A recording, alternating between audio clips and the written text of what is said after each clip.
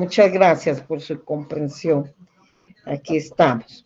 Pues bien, el día de hoy, tal como les había comentado, pues vamos a platicar un poquito sobre el tema del usufructo.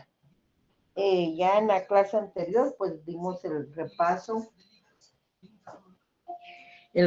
de las formas especiales de propiedad, ¿verdad? Que era la copropiedad, la propiedad horizontal y la medianería. Hoy pues nos toca ya los derechos reales de mero goce.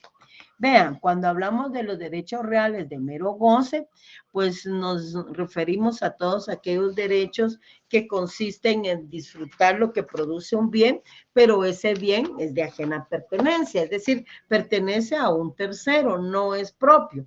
Si fuera tu propio bien, pues obviamente estás hablando de la propiedad, ¿verdad? Pero no, aquí disfrutamos de los frutos que producen los bienes, pero los bienes, repito, pertenecen a otra persona. Aquí, dentro de los derechos reales de mero goce, pues encontramos al usufructo, al uso y la habitación y la servidumbre. Hoy vamos a ver el usufructo, uso y habitación.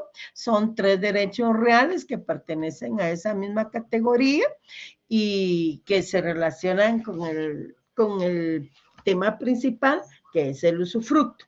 La servidumbre también es un derecho real, pero también se considera como un gravamen porque se impone sobre un predio para utilización de otro, y eso pues ya lo vamos a ver el día martes en clase presencial, Dios primero. Eh, Ojalá que no las vayan a suspender porque hoy sí se suspendió. Miren, el examen extemporáneo que estaba programado para el día de hoy, pues obviamente se tuvo que aplazar, pero el día martes yo les informo, ¿verdad? Cuándo se va a realizar. Sospecho que será para dentro de 8 días, porque así yo sociabilizo el martes, el día en que se va a realizar el examen extraordinario, ¿verdad? Entonces, eso falta. Eh, pero como todo depende también, ¿verdad? Yo pienso que tal vez el lunes ya se normaliza la cuestión en la universidad, ¿verdad? Pues especialmente, pero dicen que hay una onda tropical. Entonces, si las lluvias continúan, creo que va a haber problema porque parece ser que la luz ocasionó algún daño allá, el apagón de luz ocasionó un daño allá. Empecemos entonces con el usufructo y con el comentario que les hacía. Pertenece a la categoría de los derechos reales de mero goce. Cuando vimos la clasificación de los derechos reales, vimos que habían derechos reales de goce y disposición y que ahí encontrábamos a la propiedad y todas las formas especiales de propiedad, que es propiedad horizontal, medianería y copropiedad dentro del Código Civil, y que fuera del Código Civil pues encontramos a la propiedad intelectual e industrial que se rige por sus leyes específicas, ¿verdad? Bueno, y ahora pues entramos a la categoría de los derechos reales de mero goce, en donde, repito, se encuentra el usufructo, uso, habitación y servidumbre. Y luego tenemos los derechos reales de garantía, en donde encontramos a la hipoteca y las garantías mobiliarias que ustedes ya conocen, producto del trabajo que hicieron, ¿verdad? Y que ya entregaron. Entonces ya nos vamos familiarizando la garantía mobiliaria dentro de los derechos reales de garantía. Garantía mobiliaria e hipoteca. Y todos estos los vamos a ver. Con ustedes voy un poquito atrasada, pero sí nos va a dar tiempo de agotar los temas que van a ser evaluados en el segundo examen parcial. Ya a partir de ahí, entonces ya veremos si habilitamos un sábado o un día que ustedes tengan libre, ¿verdad? Porque hay algunos profesores que terminan antes su contenido porque el programa de su curso es más pequeño, pero en realidad civil es mucho más extenso porque ya ven que tenemos que estudiar 2 libros, el libro segundo, que es el que estamos ahorita tratando de terminar, y también el libro tercero, que es todo el tema de derecho sucesorio, y que lo vemos para el examen final. Bueno, entonces vean, Cuando hablamos del usufructo, pues ya sabemos que, de acuerdo a lo que les he platicado, que es un derecho real de mero goce. Por medio de ese derecho, es un derecho de gozar y disponer de las cosas o de los frutos de un bien, pero resulta que la propiedad la tiene otra persona, ¿verdad? Y entonces el beneficiario tiene la obligación de conservar la sustancia, bien o cosa. De acuerdo al artículo 703 del Código Civil, pues pertenecen al usufructuario todos los frutos naturales y civiles que los bienes produzcan, ya sea en forma ordinaria o extraordinaria, y no olvidemos que hay limitaciones establecidas en el título en que se constituya, ¿verdad? Como toda propiedad, no olvidemos que hay limitaciones, prohibiciones, ¿verdad? De acuerdo a su naturaleza jurídica, pues ya les comentaba que el usufructo es un derecho real que pertenece a la categoría de los derechos reales de mero goce, en que pertenece a la categoría de los derechos reales de mero goce. Eso es lo que tenemos que tener siempre claro, y que cuando hablamos de esa categoría de los derechos reales, pues obviamente estamos disfrutando de un bien que pertenece a otra persona. Dentro del usufructo vamos a encontrar dos elementos personales claramente establecidos. Uno es el propietario del bien o de la cosa que se va a dar en usufructo, y al propietario aquí en el usufructo también se le conoce como nudo propietario, con N, ¿verdad? No me vayan a escribir mudo propietario en el examen, porque entonces no lo van a tener bien. Es nudo, con N, nudo propietario, igual a decir propietario. Y además de eso, pues el beneficiario, que en el caso del usufructo se llama usufructuario. El derecho real de usufructo se constituye por medio de contrato. Los contratos ya saben que se celebran entre personas vivas y por acto de última voluntad.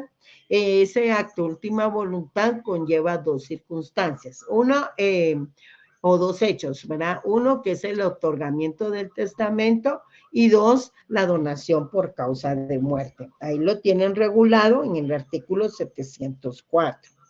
Eso es en cuanto a su constitución.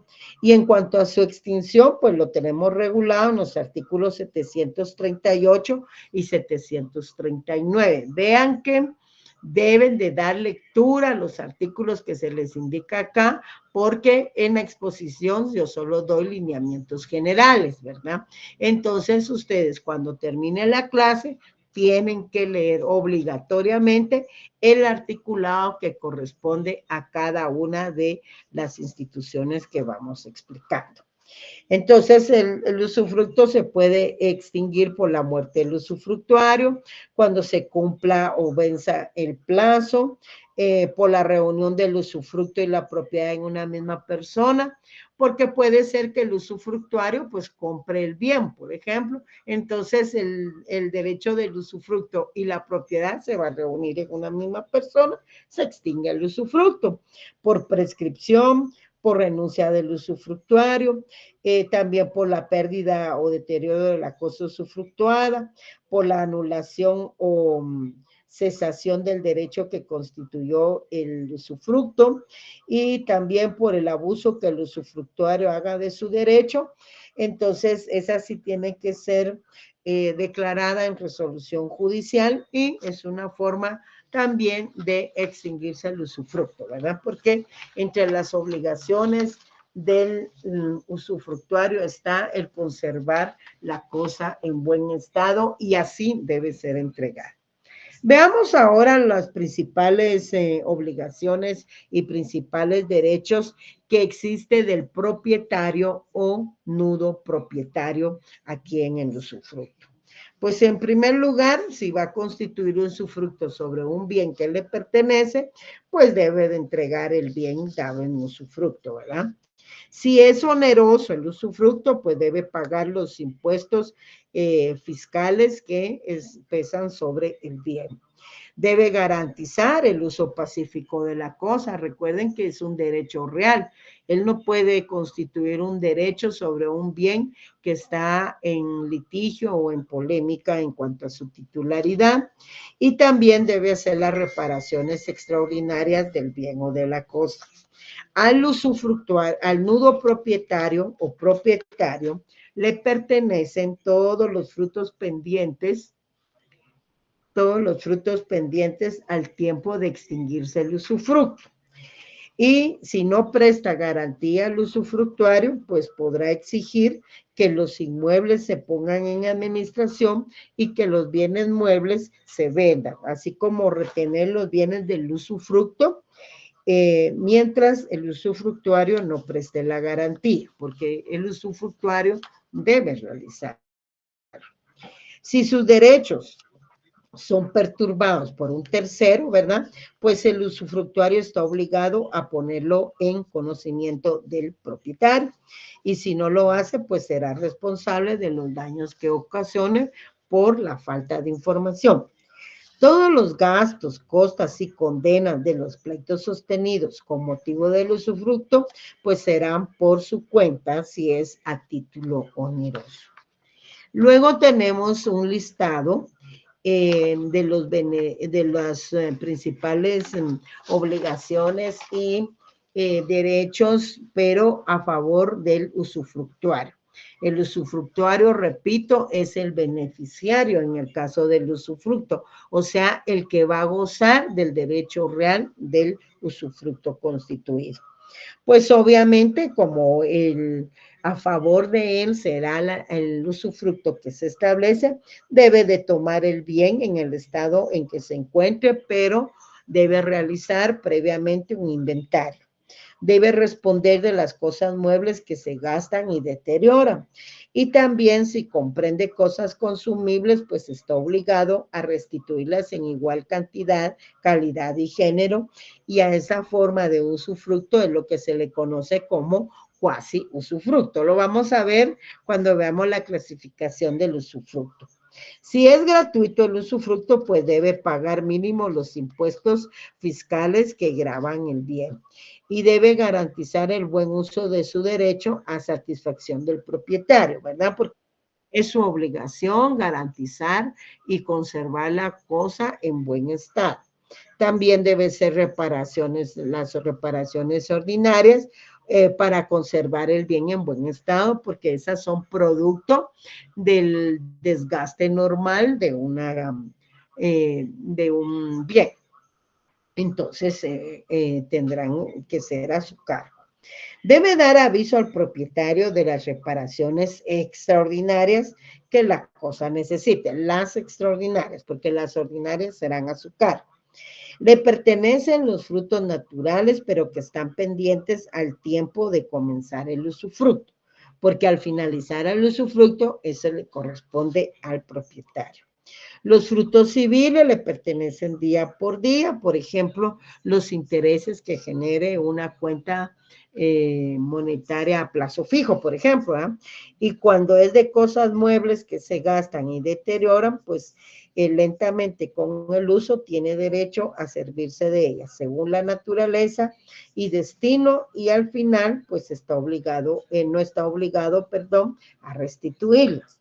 Debe responder solamente de las pérdidas o deterioros que provengan de dolo o culpa. Y si es un usufructo de una finca o heredad, pues se extiende a sus bosques y arboledas, pero debe conservar y reponer los árboles que derribe. Y no olvidemos que hay árboles en especie de extinción que tienen que ser protegidos, ¿verdad? Bueno, luego tenemos entonces continuamos con los derechos y obligaciones principales del usufructuario, que también se le conoce como el beneficiario del usufructo.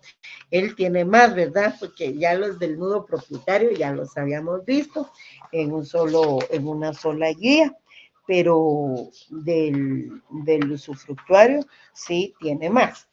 Entonces, continuamos. Ahí todo esto pues está en las guías y en la legislación, en el Código Civil, ¿verdad?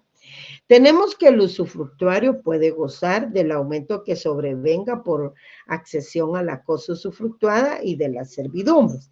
Recuerden que por medio de la accesión pues se incorpora un bien a otro bien, pero también hay accesión discreta que es la que se da por producción, ¿verdad? O por nacimiento de las crías, ¿se recuerdan? Accesión discreta y accesión continua. Puede gozar por sí mismo de la cosa usufructuada. Y también, o sea, él mismo como usufructuario puede gozar del bien por sí mismo, del bien que se le da en calidad de usufructo. Pero también puede darlo en arrendamiento o también lo puede enajenar o transmitir su derecho de usufructo. No sé si alguien me quiere leer el artículo 716 para que tengamos clara esta disposición amplia que hay en cuanto a la transmisión del usufructo. Un voluntario, hoy no está Eric, Eric leyó la vez pasada. Buenas tardes, licenciada, ¿gusta que se lo lea? Por favor, Eric, muchas gracias. Muy bien. La enajenación del 716. usufructo, ¿verdad? Sí, 716, ajá, por Muy bien. favor. Artículo 716. Enajenación del usufructo. El usufructuario puede gozar por sí mismo de la cosa usufructuada, arrendarla a otro y enajenar su derecho de usufructo, salvo lo dispuesto en el artículo 708, pero todos los contratos que como tal del usufructuario celebre terminarán al fin del usufructo. Muy bien, entonces vean, muchas gracias, Eric. Vean, tiene un derecho ilimitado en cuanto a la disposición de lo que se le entrega en calidad de usufructo, ¿verdad? O sea, no es de aprovechamiento exclusivo para él, sino que él también lo puede dar en arrendamiento, lo puede transmitir, ¿verdad? Entonces, eso quiero que que les quede bien clarito, porque posteriormente vamos a ver otros derechos reales que pertenecen a esta categoría, que son el uso y la habitación, pero son más limitados. Bueno, gracias, Eric, muy amable. Entonces, continuamos con el usufructuario. Él no tiene derecho a que se le abonen las mejoras que hiciera en la cosa usufructuada, y en cuanto a las mejoras separables, pero sin detrimento del bien, sin deterioro, pues podrá llevárselas en caso que el propietario no le abonare los gastos, pero no debe deteriorar el bien, ¿verdad? No puede constituir servidumbres perpetuas, que será nuestro próximo tema, porque las que constituya, pues tiene que terminar al finalizar el usufructo. No puede entrar en posesión de las cosas si previamente no hizo inventario de los muebles y descripción del estado de los bienes inmuebles con citación del propietario. Esos gastos pues van a ser a su cargo. Además del inventario, pues debe dar garantía, ¿verdad? Y entonces ya entra en posesión. Los gastos, costas y condenas de los pleitos sostenidos con motivo del usufructo son por su cuenta si es a título gratuito. En ningún caso está obligado tampoco a responder por más de lo que le produce el usufructo. Y todos estos derechos y obligaciones que corresponden al usufructuario, pues los encontramos a partir del artículo 703 al 744. Ahora bien, tenemos varias clases de usufructo, hay una amplia clasificación ahí en su guía 49, y tenemos una clasificación por la persona, por las cosas, por el objeto, por el origen y por su duración. Por las personas, pues tenemos que el usufructo se puede constituir a favor de personas individuales y también a favor de personas jurídicas o colectivas. Cuando se constituye a favor de personas individuales, este puede ser un usufructo simple, es decir, atribuido a una sola persona, y también puede ser múltiple, atribuido a varias personas, que a la vez puede ser simultáneo o sucesivo. En el múltiple, por ejemplo, el simultáneo, veamos que el usufructo se constituye a favor de 3 personas, pues lo pueden disfrutar a la vez, o sea, simultáneamente. Pero también puede ser que lo puedan gozar en forma sucesiva, es decir, primero Juan, luego Pedro y luego Margarita, por ejemplo, ¿verdad? Entonces, repito, la constitución del usufructo múltiple puede ser en forma simultánea o en forma sucesiva cuando se trate de varias personas. Por las cosas o los bienes, pues hay un usufructo que se llama propio normal cuando recae sobre cosas no consumibles, pero también hay un usufructo que recae sobre cosas consumibles.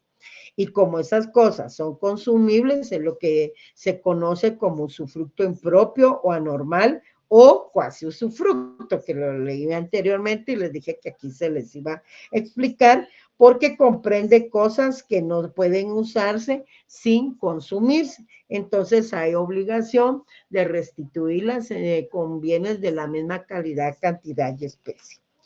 Hay un usufructo singular cuando recae sobre bienes específicos, ¿verdad? Pueden dar en usufructo la cosecha de café del 2026. Por ejemplo, la cosecha de café que se va a dar en mayo, ahí está previamente determinado el bien, pero también lo pueden hacer sobre un patrimonio y ya sabemos que cuando hablamos de un patrimonio, hablamos de un activo, de un pasivo, de derechos reales y de derechos personales. Universo, ¿verdad? Entonces, y obviamente pues ahí hay obligaciones y también hay derechos. No olvidemos que deben ser apreciables monetariamente. También se puede constituir, ya vimos, sobre bienes consumibles, no consumibles, fungibles, no fungibles, y también sobre bienes muebles e inmuebles. Por el objeto, pues el usufructo se puede constituir sobre cosas o bienes, todas las cosas que están dentro del comercio, obviamente el lícito comercio, y también sobre los derechos, las ganancias que genere o las utilidades que generen las acciones en determinada sociedad, por ejemplo, o los intereses que produzca una cuenta de depósito a plazo fijo, por ejemplo. Por su origen pueden ser legales, obviamente esas son establecidas, se originan por la ley y también pueden ser voluntarias. Estas se originan por medio de contrato o por disposición de última voluntad que les comenté al inicio, ¿verdad? Contrato o disposición de última voluntad que implica el testamento o la donación por causa de muerte. El usufructo por su duración, pues puede ser a tiempo fijo o a plazo fijo, ¿verdad? Se señala un tiempo establecido, por ejemplo, se va a establecer usufructo sobre un bien mueble, sobre un vehículo, mientras ustedes cierran pensum en la carrera de Derecho, por ejemplo, ahí constituyen. Entonces, ahí tienen una condición. La condición es que ustedes cierren la carrera de Derecho. Cuando cierran, pues obviamente se extingue el usufructo, ¿verdad? Y puede ser simple también, sin fijarles ninguna condición, y puede ser también solo por el tiempo señalado por la ley, sin ninguna condición, ¿verdad? Te voy a dar en usufructo mi carro, marca tal, año tal, etcétera, bien identificado, para que termines el semestre 2025. Bueno, entonces es el plan.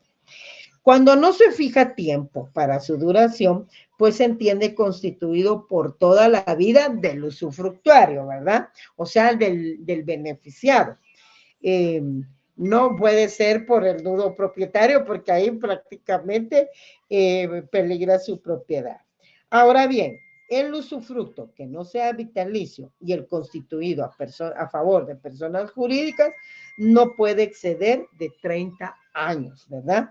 Y si se trata de bienes nacionales, podrá hasta por 50 años. En todos los aspectos que les voy exponiendo está su cita legal para que ustedes al finalizar la clase, entonces vayan y hagan la lectura correspondiente. ¿Van entendiendo, compañeros? Sí, licenciada, gracias. ¿Sí? Sí, ¿Entienden licenciada. bien? Sí, licenciada. Vaya, cualquier cosa, ustedes me indican. Han entendido hasta el momento el usufructo, ¿verdad? Ya sabemos que es un derecho real, que es un derecho real de mero goce, que vamos a disfrutar de lo que produce un bien, pero que ese bien pertenece a otra persona, ¿verdad? No es un bien propio porque si lo sería, estamos ante la propiedad.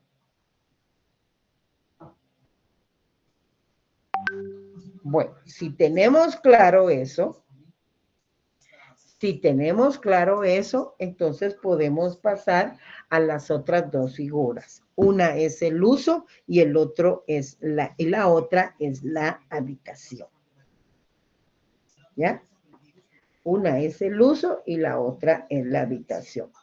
Muchos les llaman que es un usufructo limitado o un usufructo parcial porque se parecen mucho, ¿verdad?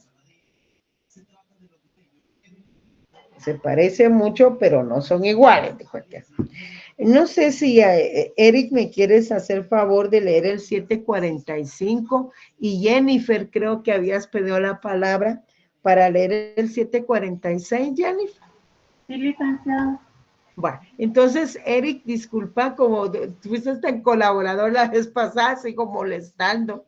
Quisiera que me leyeras el 745. Vamos a discutir ese otro derecho real, que es el derecho real de uso.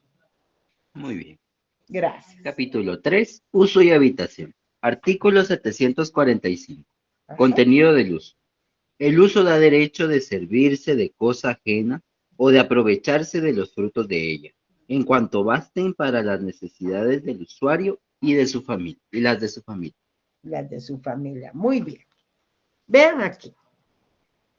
El uso y la habitación también son derechos reales. También pertenecen a la categoría de los derechos reales de mero goce. ¿Verdad? Ahí vamos bien. Pero vean, da derecho de servirse de cosa ajena o de aprovecharse de los frutos de ella. Entonces, cosa ajena, frutos, ¿verdad? Ahora bien, vean la limitación que hay. En cuanto basten para las necesidades del usuario, aquí ya no se va a llamar usufructuario, aquí se llama usuario. ¿Y de quién más? Del usuario Su familia. y su familia. ¿Ya se fijan? Siempre es un derecho real, siempre es un derecho real sobre cosa ajena, ¿ya? Siempre es un derecho real de mero goce, pero aquí la limitación es en cuanto le basten para las necesidades del usuario y su familia, lo que no sucedía con el usufructo. ¿Se dan cuenta? ¿Van teniendo claro ahí? Ahora veamos el contenido de la habitación en donde Jennifer me va a hacer favor de leer. Vean el otro derecho real. Artículo 746. Contenido de la habitación. La habitación se limita a lo que sea necesario para quien tiene el derecho y para su familia, aun cuando no haya tenido en el momento de constituirse tal derecho. Ok, vaya. Volvemos a lo mismo. Se limita la habitación ¿a qué? A lo que sea necesario para quien tiene el derecho. Aquí se va a llamar habitacionista. ¿Y para quién? Su familia. Para su familia, vean, igual que el uso, ¿verdad? Solo que aquí está hablando de la habitación.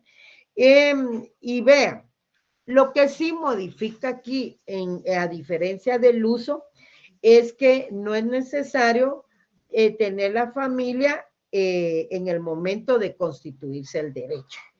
En el uso sí, ¿verdad? Porque ahí sí, para las necesidades del usuario y las de su familia.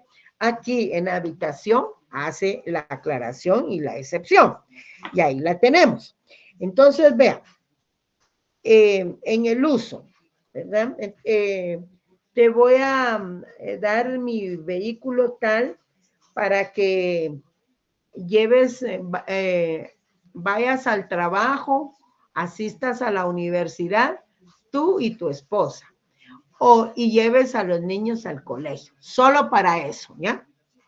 Ya si te quieres ir de chonga, y no, bueno, es para las necesidades del usuario y su familia, necesidades. Entonces, puedes llevar a tu cónyuge y al trabajo, tú puedes ir a la universidad y puedes ir a tu trabajo y puedes llevar a tus hijos al colegio. Bueno, está claro. Ahora veamos en habitación.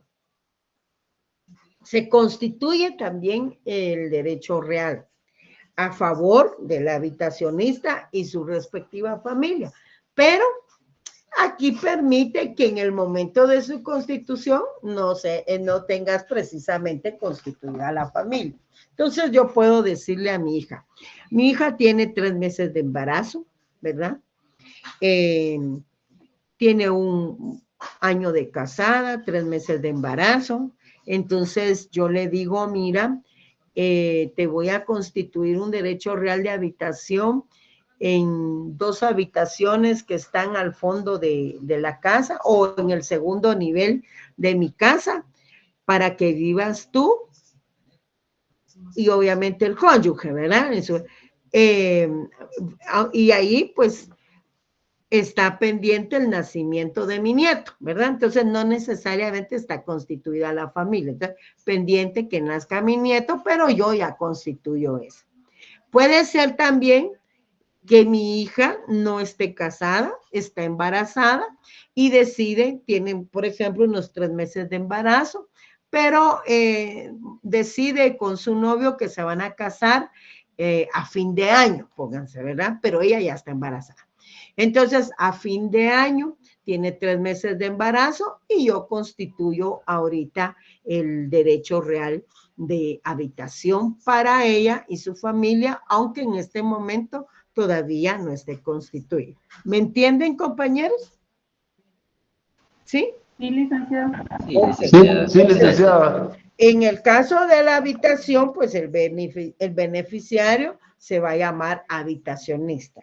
En el caso del uso, se llama usuario, ¿verdad? Ahora bien, ¿cómo se constituye la habitación? ¿Cómo se constituye el uso? De acuerdo al artículo 750, siempre de nuestro Código Civil, pues los derechos de uso y habitación se establecen y pierden de la misma forma en que se constituye y pierde el usufructo, ¿verdad? Se constituye por medio de contrato y por acto de última voluntad y se pierde de las formas establecidas en el artículo 738 y 739, ya sabemos, aplicables también para el uso y la habitación. Por muerte del usuario o habitacionista, por vencimiento del plazo, por la reunión del uso y habitación y de la propiedad de una misma persona, por prescripción, por renuncia del usuario o habitacionista, por la pérdida de la cosa dada en habitación o en uso, por la anulación o cesación del derecho en que se constituyó el uso y la habitación, o también por el abuso que el usuario o el habitacionista, en su caso, haga de su derecho, porque no olviden que deben de mantener en buen estado el bien o cosa que se les entrega, ¿verdad? Y lo deben cuidar, le deben dar su mantenimiento, deben hacer las reparaciones ordinarias que ya lo hemos establecido y lo hemos comentado. Bueno, vamos a encontrar algunas diferencias. Hemos visto entonces que el uso y la habitación pues son más restringidos, ¿verdad? Y tienen limitaciones para el beneficiario, llámese usuario o habitacionista y sus respectivas familias. Vean que también bueno, primero leamos en los derechos y obligaciones del usuario y su familia y ya voy a ir explicando. Pues en primer lugar, servirse de la cosa o bien, ¿verdad? Aprovecharse de los frutos en cuanto basten para sus necesidades propias, ¿verdad? Como beneficiario y las de su familia. Debe utilizar, en el caso de la habitación, para vivir las piezas de la casa necesarias para él y su familia. Ahora bien, aquí en el uso y la habitación, carece tanto el usuario como el habitacionista de poderes de disposición. Ahí quería que llegara. ¿Por qué? Leímos, de acuerdo en el artículo 716, que el usufructo es ilimitado, que lo puede disfrutar tanto el usufructuario, pero que también lo puede dar en arrendamiento y hasta lo puede enajenar, ¿se recuerda? Lo leyó aquí Eric. Pero en el caso de la habitación y del uso, quiero que leamos el artículo 748. Vean esto. Son derechos inalienables. Los derechos de uso y habitación no se pueden enajenar, gravar ni arrendar. Lo contrario al artículo 716 que se relacionaba al usufructo, en donde lo puedes vender o lo puedes transmitir, enajenar o lo puedes grabar. Vean, ahí ya tienen otra diferencia. En el caso del uso y la habitación, pues están también obligados a prestar garantía, hacer las reparaciones ordinarias, hacer los gastos de cultivo y pagar contribuciones, o sea, impuestos y los servicios, cuidar y conservar la cosa o el bien que se les entrega, utilizar adecuadamente los bienes, no abusar del derecho, ¿verdad? Y los derechos de uso y habitación, pues no se pueden enajenar, no se pueden grabar ni arrendar, ¿verdad? No tienen poderes de disposición como en el usufructo. No debe abusarse y debe restituirse el bien en buen estado. No deben de abusar en cuanto a la utilización de los bienes. Si toman todos los frutos u ocupan toda la casa de un bien, pues están obligados a hacer los gastos de cultivo o de reparaciones ordinarias y pagar pues los servicios o contribuciones. Si toma solo una parte de los frutos o ocupa solo una parte de la casa, pues deben de contribuir proporcionalmente. No es igual al arrendamiento. Ojo, este es un derecho real de mero goce. En el arrendamiento, ahí se paga por la utilización de un bien ajeno. Aquí no. Aquí lo que vas a hacer es el mantenimiento de las piezas de una casa o la casa, las reparaciones, pagar los servicios, ¿verdad? Pero no estás pagando una renta. Debe hacerse el formal inventario, ¿verdad? Igual que en el usufructo. Y no deben de olvidar que se constituyen y se pierden de igual forma que el usufructo. ¿Tenemos claro ahí, compañeros? ¿Sí? Sí, licenciado. Gracias. Ahora bien, ¿por qué se los pregunto? Porque ahora ya vamos con las diferencias. A lo largo de la exposición, pues les he ido haciendo énfasis en algunas diferencias.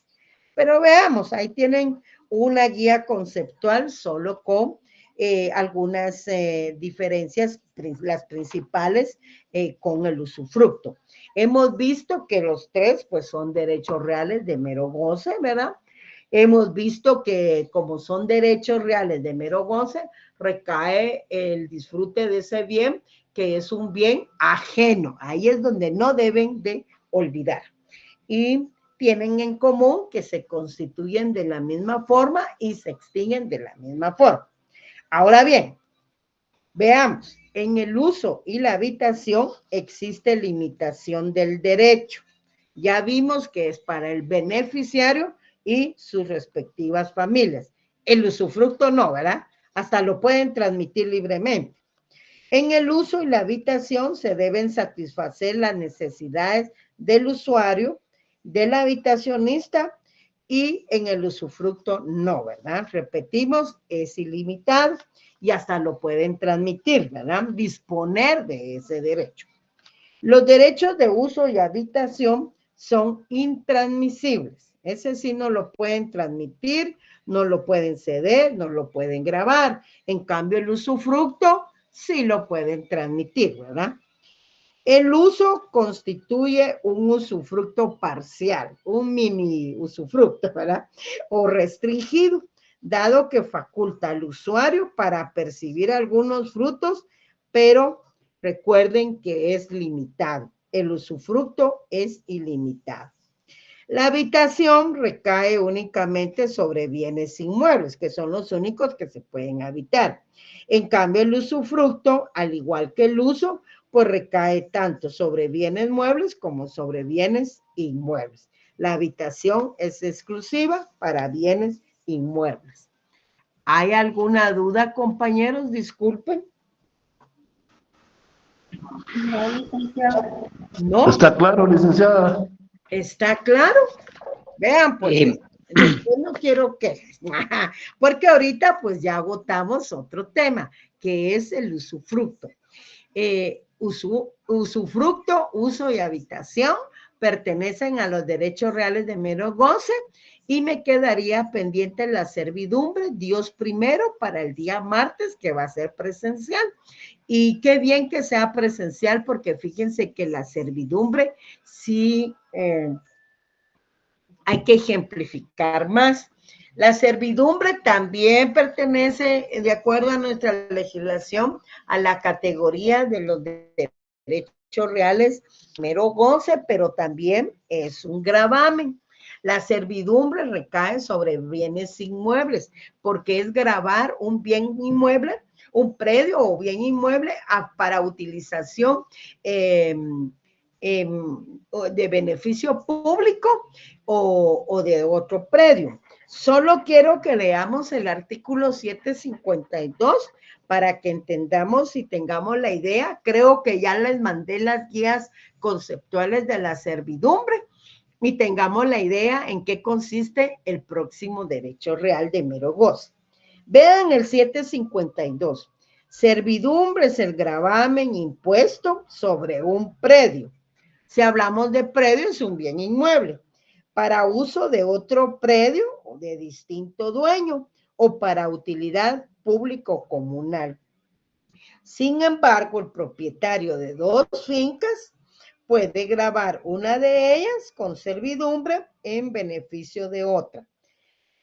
Vean los elementos aquí de los inmuebles.